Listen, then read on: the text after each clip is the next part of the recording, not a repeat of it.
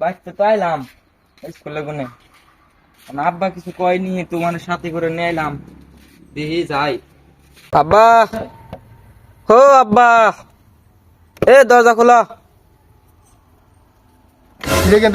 এটা কেরা? এটা তোমার বৌমা, মার রানতে কষ্ট হইতো, তাই বাই করে আজকে নিয়ে বললাম। না না না না না, এটা মানতে পারি না।